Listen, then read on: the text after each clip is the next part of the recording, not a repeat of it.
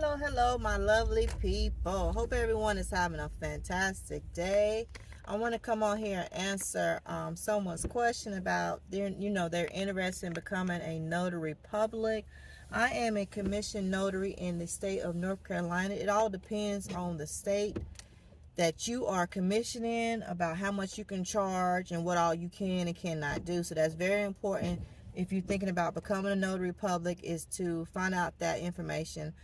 In North Carolina, you have to go to the Secretary of State, type in notary public, and you go down the list of trying to find out as much information as possible. If you're not good tech savvy, you can always call the Secretary of State's phone number and get a live representative on the phone to ask questions about becoming a notary public. But in North Carolina, that's the steps to becoming a notary public. I also want to put out there that this is a service-based business. This is a service-based service, okay? Meaning that you can't say, or you can do what you want to do, but you can't necessarily be like, okay, I only want to work from 1 to 5. If you don't have anyone contacting you between 1 and 5, you're not going to be successful, or as successful as someone who maybe open themselves up between 9 and 5, 7 and 5, 5 p.m. to 9 p.m. So just be mindful of that before you start, getting into someone's training, someone's mentorship, or what have may be. I understand people want to know as much as they possibly can learn about this profession, but it's really not that complicated. Just knowing what you can and cannot do in your state, what you can and cannot charge in your state, and stay out of these Facebook groups, or at least find someone in a Facebook group who is always willing to share information without making you feel like you're dumber than dumb. Because when you don't know, you just don't know. It's not that you're not educated. It's just that you don't know what you don't know. And sometimes the information can be very misleading, because one person might say you can, 10 people might say you can't, and then you get that one person to say, well, do whatever. So you're like, well, what is it? So it's always best to at least try to, in my opinion, if you do decide to stay in those Facebook groups, try to find someone who is always very reassuring in their answers. And maybe sometimes you can maybe DM them, not overload. Maybe ask them a few questions offline, outside. Just ask them, okay, I understand you respond this way, can I DM you? However you want to spill your approach, it doesn't matter to me. You can even contact me if you're in North Carolina, you have questions about what you can and cannot charge. Because the thing about it is, when you start putting stuff out on the internet, you do have people who want to voice their opinions about what you can and cannot do.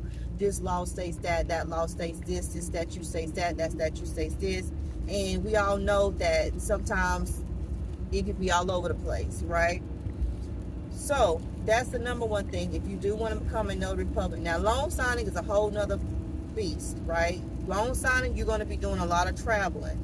And you do need to be accessible and available to travel, because like I say again, this is a service-based business. So if your area only have signers that mainly have corporate jobs, that they only are available on the weekends, or they travel, or they move a certain kind of way, they do things a certain kind of way, you need to understand you might have to adjust the way you set yourself up to do loan closing or loan signings, okay? Every area is different. I know there was a time in my notary profession, I've been doing this for 5 years, that I was getting a lot of signings for early in the morning, because a lot of doctors were needing to sign before they went to surgery or to the hospital or whatnot. And that was very interesting, because I was available to do that.